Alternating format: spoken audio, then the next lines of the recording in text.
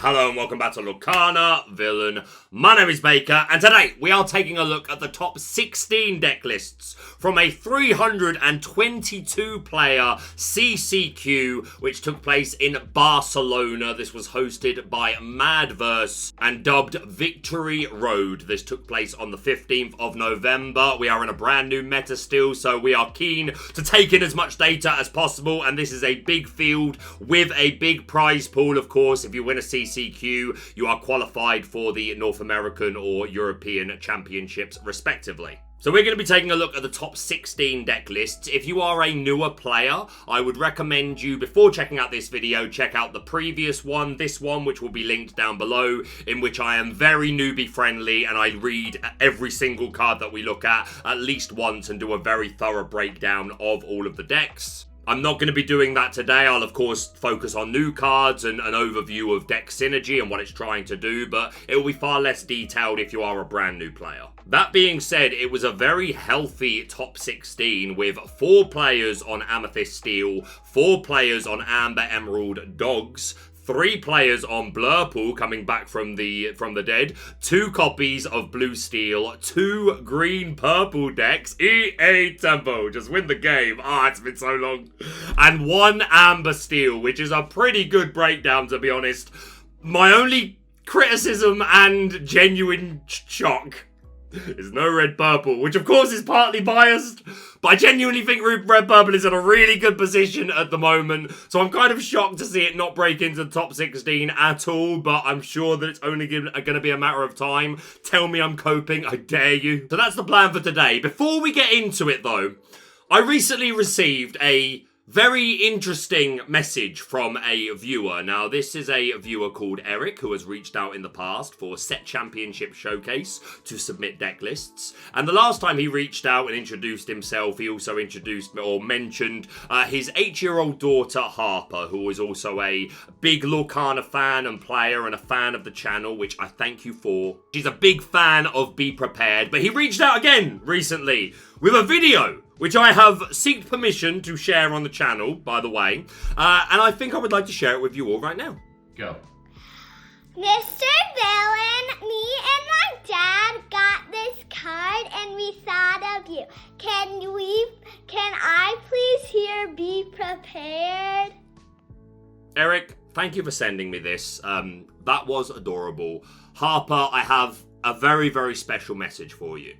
Why do you get one? I can only pull 1 normal legendary Hades out of 6 boxes, but you and seemingly everyone else on social media has got iconic Hades coming out of their eyeballs. How many packs did you open to get this? I bet it was a one-hit wonder. I bet it was a one and done, wasn't it? You're a villain, Harper. You're absolutely villainous.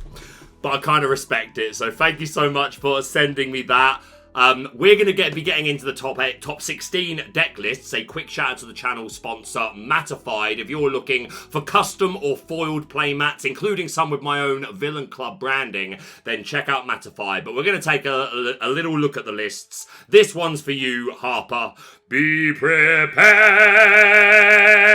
So in first place, the first of 4 Amber Emerald Dogs decks that made it into top 16. And why is this? This deck was already doing well last set, very much preying on the Blurple lists, which were taking up most of the meta shares at large tournaments. So it was already somewhat feasting. Its bad matchup really, I think, was Amethyst Steel. But of course we did and still do have Ursula to be able to snipe away those Strength of a Raging Fires. Or indeed new cards like Thunderbolt, Under the Sea, Malicious, Mean and Scary. So Ursula has got infinitely stronger, but we also have the addition of the new Mowgli. 2-cost Inkable 1/2 quest for 1. On play, your opponent reveals their hand and discards a non-character card of their choice. So if you can snipe away any of those aforementioned songs, or the Sail the Azure at Sea, if you're on the play and the only ramp card they found was Sail or the 1 jump, and and you can snipe it away with this Mowgli. That's not always going to happen because they get to choose what they discard, and they should be holding extra actions if they don't have something like the T-Po to make sure that they are getting that ramp. But sometimes you can catch them off guard, but just getting a -1 to any action, or indeed again for the Strength for Raging Fires for the steel decks. And another really important one is the new Spooky Sight, which we'll certainly get to, but is a 6-cost uninkable action which puts all characters of 3 cost or less into their player's inkwell face down and exerted. And as you can see, 3 cost or less does make up the bulk of our deck. So the blue decks that have access to that are a lot of the time just going to ramp into it as quickly as possible anyway, but if you can Mowgli it away, then that's obviously huge. And there are other ways that we can play around it to a degree anyway, especially if we're on the play and we can get down a tramp before they have access to it, or just shift the lady. But it is still a card that is very good against us. But like I was saying, this deck last set was already playing on the Blurple decks, and now we have a ton more Emerald Sapphire. There was already some, but now with the Philip Sweep combo, a lot more people checking that out. Blue Steel has got infinitely better and just ramping into their 6-drops like Goliath as soon as possible. So this deck can just be far too quick. That being said, Dogs, in my viewing experience, has traditionally only really has 3 or 4 actual questing turns. They might get one on turn 2 if they played a Daisy on one, or if they played a Lady on one, and then they were able to go like Merryweather and Bobby. Sorry, Webby and Bobby, or Merryweather is another way of doing it. But really, you're a build-a-wall deck. We want to make a line of characters so that we're paying less for cards like the Tramp Street Smart Dog, and of course the 2-cost Enterprising Dog, who gives an extra strength to a character for each other character you have on the board. So you're very much incentivized to go wide anyway, and we are playing 2 copies of Under the Sea, which preferably will just be like a Tramp and a 1-drop, or a Lady and a 3-drop like Phil, Clarabelle, or the 3-drop Lady. But just having a wide board of small characters can of course contribute towards it as well. And yeah, I mentioned briefly the new Webby Vanderquack, 1-cost inkable 1/2 quest for 1. On play, chosen character gets +1 strength this turn. A very popular card in the meta overall because her Floodborn character is obviously fantastic, but in this deck she works super well with the Decisive Dog, who obviously gets an extra strength each time you play a character. So if you play Webby, she gives a +1, and then the Lady's pack of her own ability triggers, so she goes up again. So then all you need to do is play another 1-drop, and suddenly Lady is questing for 3. We are running 3 copies of Emerald Chromacon, which can really be really important to get down like against Amethyst Steel. So if they open with Hook, then of course, you know, you're offsetting the tempo of the board. Or Rafikis, or Bazils, or Tinkerbells against Red Purple. In the more grindy games, Emerald Chromacon is going to come in very handy, and 2 copies of Prince Philip. No Floodborn in here, but just a 3/2 quest for 2 with Ward, so tricky to remove. So yeah, this pretty much following the script we would expect to see from Amber Emerald Dogs, Mowgli being the biggest new addition. But yeah, just again, this deck was already good against Blurple, which is a bit of a slower deck. Again, I don't think its Blurple is that slow because it just ramps into these really oppressive 4-drops. But Dogs can just go wider than they can deal with a lot of the time. The new Spooky Sight is something that this deck needs to fear a little bit. But things like Blurple, or as I said, Blue Steel, or Emerald Sapphire, then this deck, you know, it's just going to set up a board and hopefully just across 3 questing turns, win the game. So yeah, it looks super good. A humongous congratulations to the newest player qualified for the European Championships. Big up, Shorty. Next up, also on Dogs in top 4, we've got IKO Killsin. A 2-line special, most of the same cards. We're of course seeing those 4 Mowgli, only 2 copies of Ursula, 4 copies of Emerald Chromacon, but we're also seeing the new Scrooge McDuck Shush Agent. Scottish people, I know my Scottish accent is awful. Don't comment. 2-cost uninkable, 0/2 quest for 2. When you play this character, draw a card, then choose and discard a card. That is already a very useful ability. We're playing Bobbies anyway because we're fueling our discard pile for later on when we play or shift Lady Miss Park Avenue to be getting these getting characters back. Plus, we're a combo deck anyway, so we're digging through, we're finding pieces that we need, we're getting rid of those extra copies of Chromacon or those uninkables that we don't need. And then his second ability, on the move, when he's challenged, you return him to your hand. So you need a Strength for Raging Fire or a Cannons or something to remove this, or of course later in the game, like any targeted removal like Hades or Maleficent, although if you're playing Maleficent on this, or even Hades on this, that doesn't feel great. So he can be really tricky to remove for decks that rely on challenging to do for their removal. And then being able to just keep replaying him, and he's a 2-drop that we can rush in with Lady. So I really like Scrooge in the Dogs deck. Everything else what we'd expect to see, so a huge congratulations to Killsin.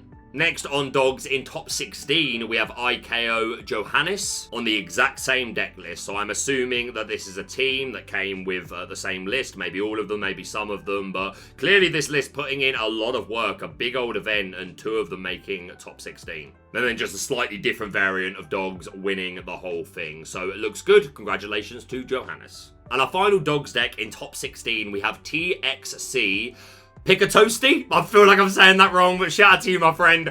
A little bit of spice in this variant. We're running 4 copies of the Circle of Life. 8 cost Ingable action song. Sing together 8. Play a character from your discard for free. And to synergize with said circle, we're running 3 copies of Ursula, the 2-drop 1, 4 quest for 1 with Singer 4, and 4 copies of Stitch, Carefree Surfer, who's a 7-cost Ingable 4/8 quest for 2. And on play, if you have 2 characters or more already on the board, then you draw 2 cards. And this could be something that this deck is missing, is card draw. Don't get me wrong, like we have Tramp, which is potentially fantastic.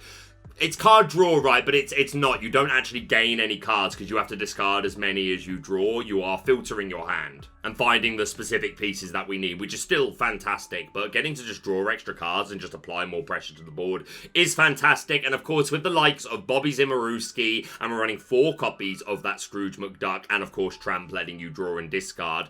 Lots of ways to get some of these high-cost characters into the discard nice and early. We're even running 4 copies of Tramp Dapper Rascal, 6-cost Inkable, 2/8 quest for 2, Shift 4, which is of course relevant. We're running the Street Smart Dog and the Enterprising Dog, which is more than likely going to be a shift target of choice most of the time.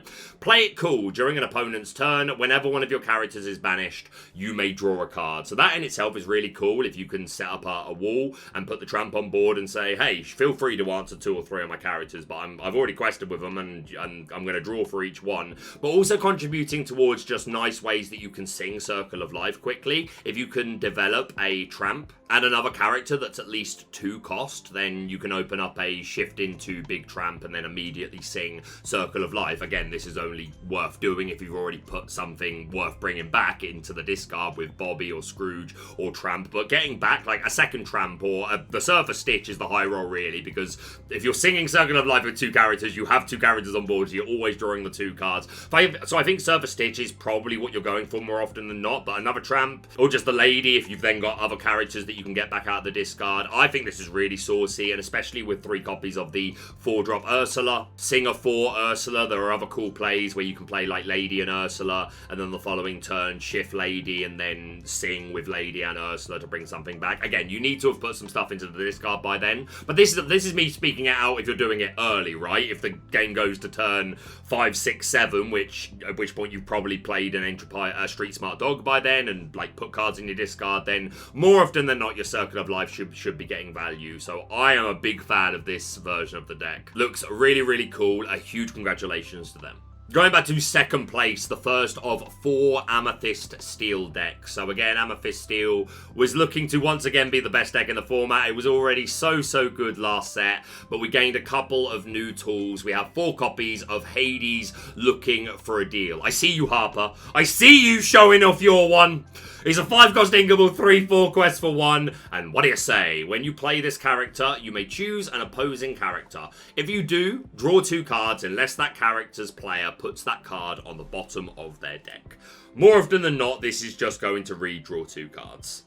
If your opponent ever does let you just remove the character, it's probably because they have enough board left that you're not really like worrying them too much. And again, if ever you are removing a character that would force them to then lose the board, they're just going to let you draw the cards. Now, if you're later into the game and you've then got enough ink to immediately play some characters, and don't get me wrong, this is a low to the ground deck anyway, so even if you play this on like turn 6, and then you can like play a 1-drop onto the board, or like I think it's reasonable to get to 7, 8 ink as well, to be honest, with the addition of Demona.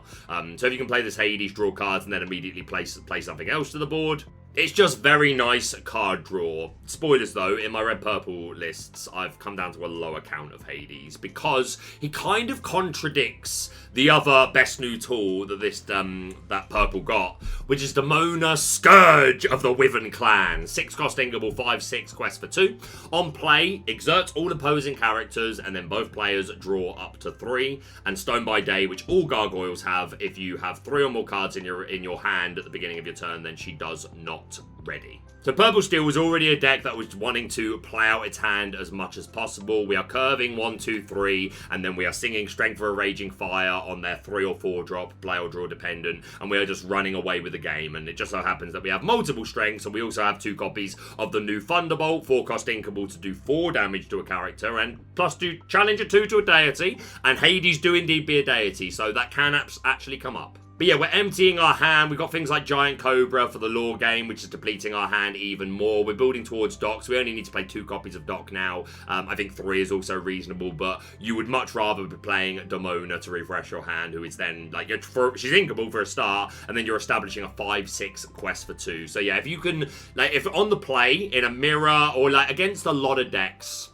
if you can just both curve and you get to Demona first, then you just win that game a lot of the time because you're going to make all the favourable trades. Your Captain Hook's going to go into something big of theirs. Your Black Heron, your Calhoun, your Lexingtons are going to answer their Dumbos, their Genies. And she's just going to win you the game. Even if you refueled your opponent's hand as well, if you just won the board, it rarely matters. But yeah, we often are going to fill our own hand with this type of deck anyway. But again, Hades can sort of contradict that a little bit. That being said, I think early you always just ink the Hades, and they're good. I think they're better to have post-Demona. That being said, if you Demona first, you probably win the game anyway. But I still think this makes sense in Purple Steel for sure. It's still a very, very good card, but I just felt the need to kind of point out, like, these cards do kind of conflict in what your game plan becomes, but also that allows you to be adaptable, right? But yeah, Cheshire Cat, I am the biggest fan of in the world again. I loved him pre-release, and then 10 games after the set came out, I was like, you've done nothing, go away. And then people convinced me to give him another shot, and he's just been fantastic. Setting this up, the 3-4 stat line is what does it really, because 4 can be really tricky to remove. Good odds that you can, like, get some 2-for-1s out of this Cheshire Cat, and then just having this on board and threatening the boost to move damage just makes your opponent play in really weird ways. And mid to late game, if like your opponent has made some like favourable challenges and they've got like 2 characters on board, each with a couple of damage counters, then Cheshire Cat can just come down, move the damage from like the Elsa to the Genie, take that out, and just it can be so impactful. So I'm loving Cheshire Cat, and I think it's one of my favourite cards in terms of the character and the art suiting the style of the card. There are a few cards that, honestly, overall, I think Lorcana does this really, really well with the way the card performs really matching what the character is. That's one of the most charming things about Lorcana for me anyway. But Cheshire Cat's like top 5 for me in terms of like, oh, it's so annoying to play against, and Cheshire Cat is absolutely the right mascot for that. We've got a couple of Timothy Q Mouse to quest for 2 if you have a character with Evasive, which is likely because we're running quite a few, including 2 copies of Tinkerbell Fast Flyer, 3-cost Inkable, 1/3 quest for 2 with Evasive. This character has made me seriously and this and Peter Pan I've seen some people playing as well, the Ruby one. This card has made me have like serious conversations with myself about whether I want to put Daring Visitor Sisu back into Ruby, because this is so annoying. To be fair, it's probably better to just put in Vanellope as a 3/1 Evasive, who's cheaper than this, but I don't really want to run her either, because she's really bad against the steel decks, with Tinkerbell being really, really popular, and they can play it from turn 4 by ramping. But yeah, I like this Tinkerbell in Purple Steel. I think it's a really nice addition, and as a Ruby player, it kind of scares me. So yeah, looking a super good. A huge congratulations to this player on 2nd place. In top 4, also on Purple Steel, we've got Dane Fernandez, a very similar build. The only thing I'm not a huge fan of is only 9 1-drops. Like, this deck, more than anything else, I think like wants 12, but 10 bare minimum. That being said, this deck in general does alter quite aggressively. You only really hold your 1 or 2 drops, so maybe it is enough, but I wanted to comment on, like, it is lower than we would expect to see. And the other new spice is Junior Woodchuck Guidebook, 2-cost inkable item, which you can then exert and pay 1 ink to banish it and draw 2 cards. So it's pay 3 ink to draw 2. Which, again, kind of conflicting with what Demona wants to do, but I suppose if you see the Junior Woodchuck off of Demona, and then you can just, like, keep drawing cards, I think it's fine to include, but I would like to see more 1-drops. And probably 3rd Demona as well, but deck looks good. A huge congratulations to Danny Fernandez. In top 8, we've got M7 Bakzek. This list closer to the first that we looked at, with 4 copies of Tinkerbell, 3 copies of Timothy Q. Mouse, only 2 Demona, no Thunderbolt in this deck, which I do think is fine. I think the strengths are enough, to be honest. 11 1-drops is super nice. Only 2 Cheshire Cat is a little bit low for me. The higher Tinkerbell count means that this higher count of Timothy Q. Mouse is going to be online more often than not as well, which I do like. And again, I just think 2 Demona is a little bit low. You are playing 3 dogs, so it's probably enough, but I just think Demona, it really is. She is that girl. She is that good. But looks good. Congratulations to them. And a final purple steel list of today. In top 16, we have M7 Grabbers. Was that right? Am I down with the kids? 6, 7? Is that what you guys are doing these days? I don't know. I don't understand. I don't understand. Looks good, though. 1 copy of Thunderbolt in here. Again, only 2 Demona. Again, with purple steel, it's probably just fine because you're running the docks. I like just the 3 Hades, shaving off one of those to make room elsewhere. We've got that Timothy Q into Tinkerbell. High counts, high consistency. 3 Cheshire Cat. Yeah, this looks super nice. Looks good. Congratulations to them. Next up in top 8, our one and only Amber Steel deck list. We've got PB Teemo, and we have some spice in here, my guys. Where to start, mate? Alright, so first of all, we're running 4 copies of Raja, Devoted Protector. 3 cost Ingable, 3/4, Quest for 1, and Bodyguard. This is just a really nice stat line. A lot of decks are struggling to hit 4 at the moment. Red-purple probably has the easiest time with Lumiere. And don't get me wrong, it's just as susceptible to all of the things that every 3 or 4 drop is susceptible to, like Strength for a Raging Fire. But this stat line can be really annoying, especially if you're on the play. To get an extra cheeky quest off with like a Daisy and a Penny, that sounds really good. And then potentially when you get to mid-game, I don't think you're probably ever getting to 6 ink to play multiple in the same turn. But if you can just keep playing multiple Rajas across turns, maybe that's enough. I don't know, maybe it's just you play it on turn 3 to get a cheeky extra 4 lore, and that's the only time you really need to play it. That being said, if you do get out the Tiana and they just create a state where they're just going to like pay the tax to remove the Tiana and then remove something else, then putting down this Raja can be super good. In the past, we've seen Amber Steel run things like Jim Deer and Sleepy, who are, of course, 2 costs, but this 3/4 stat line for a 3 cost looks really good. We've got Auroras in here to pay less for princesses and queens, so that turn 2 Tiana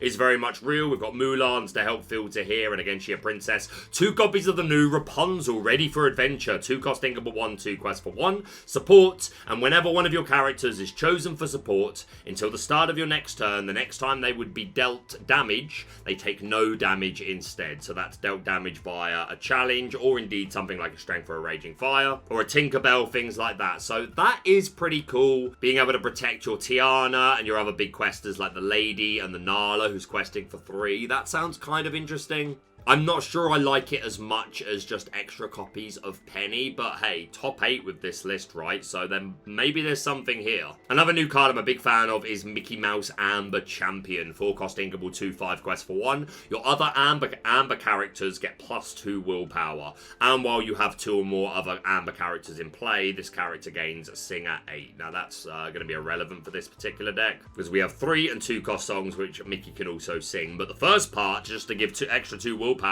is huge. I remember a set championship I was against Amber Steel as Amethyst Steel, which should be a good matchup until they daisied my Strength for a Raging Fire away. But then they set up the Rapunzel's Tower, and it just absolutely ruined the rest of the match for me math-wise. And this can do something very similar, except you are also establishing a body that can then quest or sing Strength for a Raging Fire. And again, it's a 2/5 body, so I like the Mickey in here. 4 copies of I Won't Give Up, I Won't Give In. 2 cost Ingable Song. Return a character card with cost 2 or less from your discard to your hand.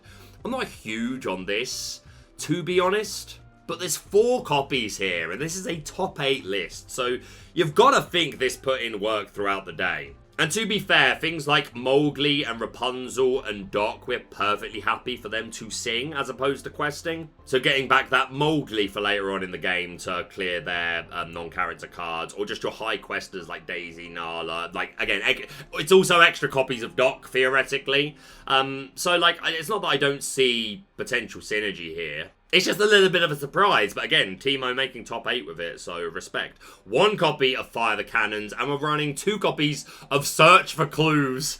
What have you done? What have you done? No! No! Can I cut this bit? 4-cost incomable action. The player or players with the most cards in their hands choose and discard 2 cards. If you have a detective character in play, gain 1 lore. We are running 0 detectives, so that's never going to happen.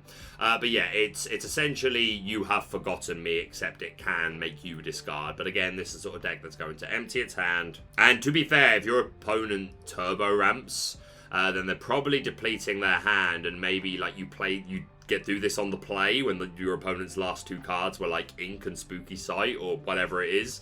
Yeah, this seems kind of dirty. Oh, and of course, I haven't talked about the new Eleni, 1-cost inkable 2/1 quest for 1 with support, which obviously can synergize with Rapunzel and her act of kindness, but can just be a good math fixer throughout the game. Like, all of these small bodies that are only hitting 1. Hitting 3 is still pretty relevant to being able to support, like a Doc or a Daisy and make a challenge. Again, you probably want to be questing with Daisy, but sometimes you'll make the challenge, or indeed just boosting your Mulan up to hit 4. So, yep, she's a nice inclusion. Really spicy deck. You'll love to see it. Congratulations to Timo.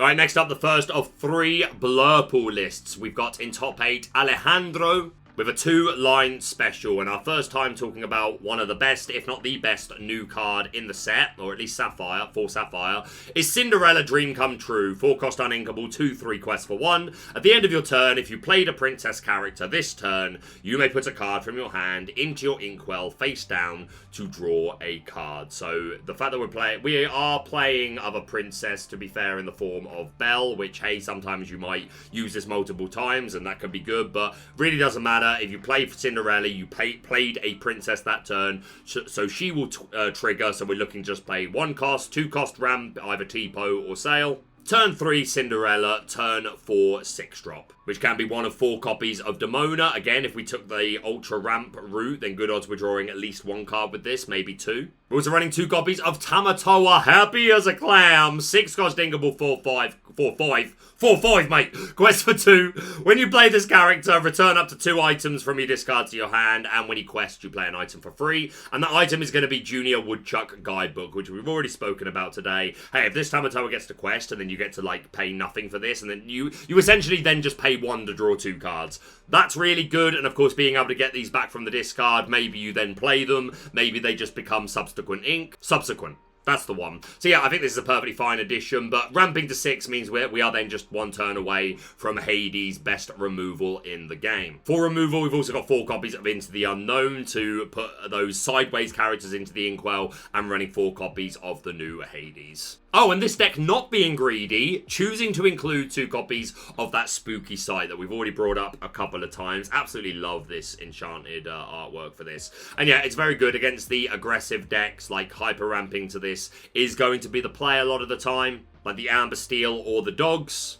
I would imagine this card largely contributed towards this player's run, especially if they did come up against a lot of aggro strategies. So yeah, looks really nice. 2-line special, very clean. Congratulations to Alejandro. Next up in top 16, we've got Banat. With a wider list, with a few extra options, we're running 3 copies of Finders Keepers as another way of drawing cards, 1 copy of that second star to the right. For the high roll of card draw, 2 copies of TikTok to answer those pesky evasives, 2 copies of Elsa, Spirit of Winter, who pops up every now and again in Blurple lists, 2 Monstro to help you clear the board, and 1 copy of that Arna, a Blurple Dual Link card, Magical Mission, 6-cost inkable, 3/6 quest for 2. Shift 4 is irrelevant, but she has support, and when she quests, if you have a Elsa in play, you may draw a card. And as you can see, we are running 6 copies of Elsa, and the support is really nice. Like, if you've got the Arna down, you play the Elsa Spirit of 5th Spirit, or indeed the Spirit of Winter, then you can quest with the Arna, you draw a card, you give the support of +3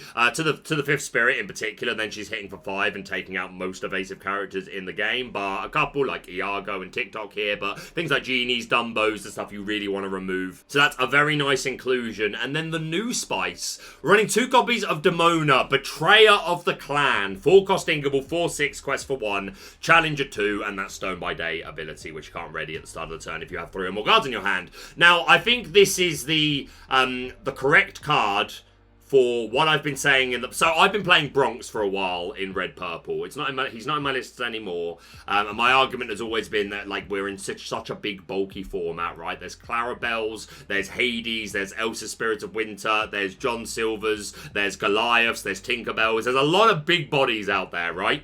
And like again, a few decks have different ways to answer them, like Hades as hard removal is like one of your best ways of doing it, and of course the steel decks have access to strength, but even with strength, some of those characters you need to get up to like 5-6 bodies on board, which is possible, but sometimes it's just nice to have a relevantly cheap character that can just do the job for you, and Demona can indeed do that as essentially a 6/6 when she's challenging. But the other really appealing thing about Demona is she has the 6 willpower, which means that against Amethyst Steel, which should already be a decent matchup for you, although again we've seen Amethyst Steel beat Blurple plenty. It is by no means easy, but one of the like most annoying things as a purple player is on turn 3, if you're paired with Sapphire, because we do be ramping, then you're playing your either Dumbo or Genie or Iago. If they already established a 3-drop, they're just playing a character and then they're singing Strength for a Raging Fire, which takes out the Genie. They don't even need to play a character if they're just taking out the Iago or the Dumbo.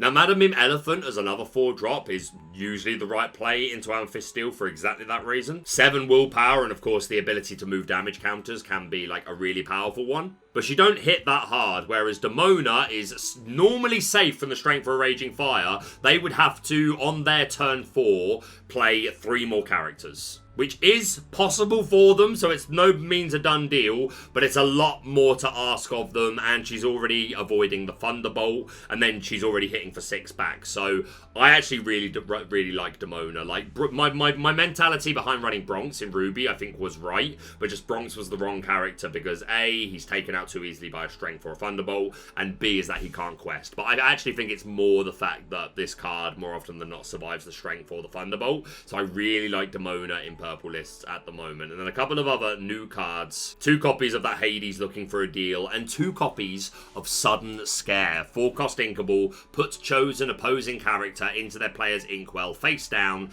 That player puts the top card of their deck into their inkwell face down. So that's like a heavy price to pay. You are already ramping their character, but then they get an extra ink.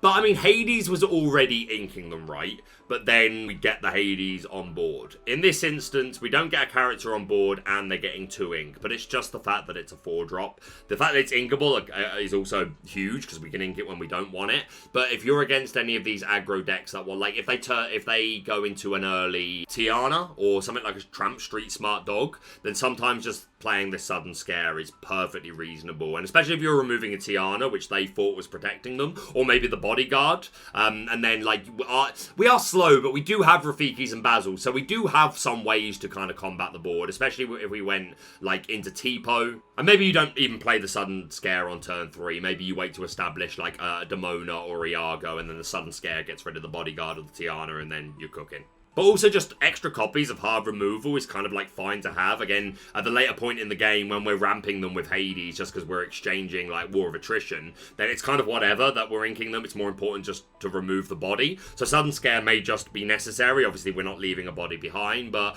I think the inclusion is like super reasonable. So yeah, looks good. Congratulations to them. And our final Blurple list to look at, we've got SOU MacLogan.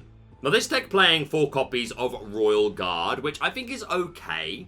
We are playing Junior Woodchuck Guidebook, so lots of avenues to be able to get this Royal Guard up to Challenger 3, so it's hitting 4, which again is a relevant number. And again, you can get him up to 3 just by playing like a Genie or a Dumbo trigger, so I think it's okay. I think I'd prefer just the Rafiki though.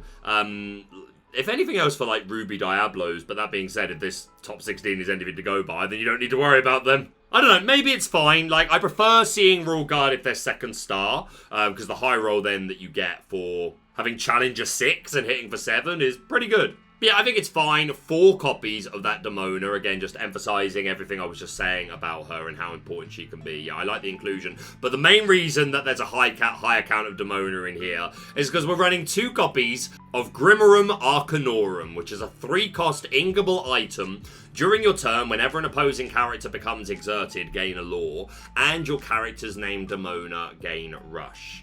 So when you're going to fit this into your curve, I'm not sure, but the payoff is huge. So then on the following turn, being able to bring down a Rush Demona as a 6/6, essentially, like, that's amazing. And of course, we've already talked about the benefits of the Scourge of the Wyvern Clan 6-cost Demona, but then immediately being able to rush her as well is pretty cool. And again, the Exert and gain a lore, we can do that with Demona, we can do that with Fifth Spirit, we can do that with Spirit of Winter, and we're even playing Magical Maneuvers to return a character of yours to your hand to exert a chosen character. So synergy with the Grimorum, and just exerting opposing characters is fantastic because we're making Bell plays, Cheshire Cat plays, we're hitting hard with TikToks, Demonas, things like that. So this list is super spicy. We've got the 9th ramp with the 1 jump ahead as well. Yeah, I think my least favorite thing is the guidebook because you're just playing into multiple Demonas, right? But I guess it's still fine. Overall, I think this is my favorite Blurple list that we looked at today. I think this Grimorum is very spicy. So yeah, it looks good. Congratulations to Mac Logan. Next up in top 8 on green purple, we've got TO Leader. And I'm guessing that's the team, TOL. This is very, very cool. We are running that Prince Philip and Malicious, Mean and Scary combo to sweep the board. We've got Big Clarabelle here, only 3 copies and 3 copies of the Contented Wallflower, not leaning all the way into that, which I think is fine with 4 Hades and 1 copy of Demona here as well. We've got 4 Prince Philip that we can shift onto, that ever so annoying Cheshire Cat. We've got Ursula to snipe the plethora of songs in format at the moment. I really like the 2-cost Iago, 0-2 Quest for 1, and Challenger 5. This, again, we'd love it to be 6, but that'd probably be too much for a 2-cost character. But just things like Tinkerbell or Namari, or if any of their big guys like take out one of yours and take 1 damage, then we're probably finishing the job with the Iago, so I like that. We have that Webby Vanderquack package. We've already seen the 1 drop today, but the 4 drop is a Shift 2, 2/4, Quest for 2, Ward, and when she quests, if your opponent has more ink in their inkwell than you, then you may ink the top card of your deck. And with so many blue decks in format, more often than not, Webby is getting her value. She's leaving you with more options to play cards and extend to the board. With like you will still ink yourself, of course, but Webby's going to help us along the way, and maybe 1 or 2 turns we actually don't have to. 4 copies of Mother Knows Best, 3 copies of You're Welcome. You're Welcome, obviously, just nice removal. Works with the Clarabelle, as does the Mother Knows Best. 4 Genies, 3 Madam Mims. No Elsa in here, but again, You've got to find room somewhere, right? And I'm not sure how much challenging this deck really wants to do it in the first place. Obviously, Iago is going to challenge, the Hades may challenge, and the Madam Mim if you're setting up a trap with damage counters, and the same for Cheshire Cat.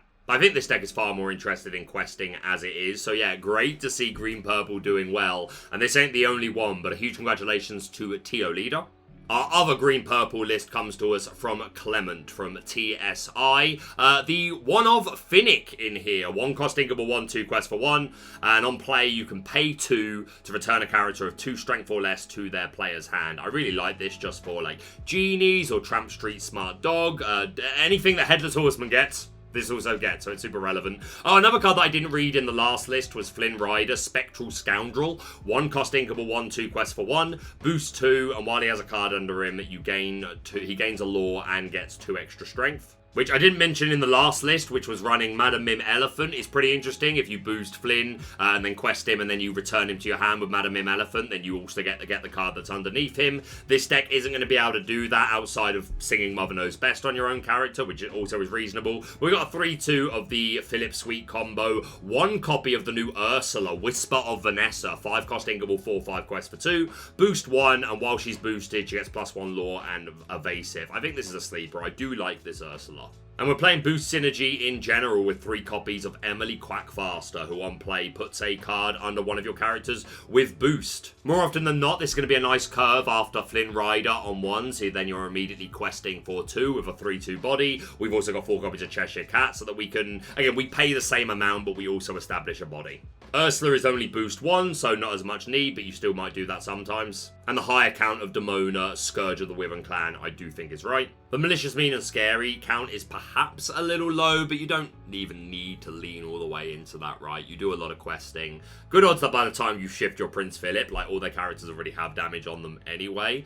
So it's not the worst thing in the world. But yeah, deck looks good. Congratulations to them. 2 more lists left to look at, and they are both blue steel. We're starting off with LD Lawfessor. Another deck you Another deck taking advantage of the aggressive ramp curve that we can do in Tipo, Sail the Azure at Sea, into Cinderella, into 6-drop. One of the 6 drops that really makes this deck come together, in my opinion, is the new Goliath, 6-cost inkable, 6/5 quest for 2. At the end of each player's turn, if they have more than 2 cards in their hand, they choose and discard until they have 2. If they have fewer than 2, then they draw until they have 2, and then that Stone by Day ability. So this is a deck that just wants to hyper ramp as quickly as it can, get down this Goliath, stop you from having building up a hand size, and then just keep constantly. You can have 2 cards in your hand from when you play Goliath on the previous turn, then you draw for a turn. So you've got 3 cards in your hand, maybe you ink 1, play 1, and then draw 1 from Goliath at the end. Maybe you're able to play out your entire hand, then draw even more with Goliath. And the high end for this deck is insane. 4 Hades, 4 Tinkerbell, 4 Vincenzo, and 3 copies of that new Headless Horseman, who on play, both players draw 3 and randomly discard 3,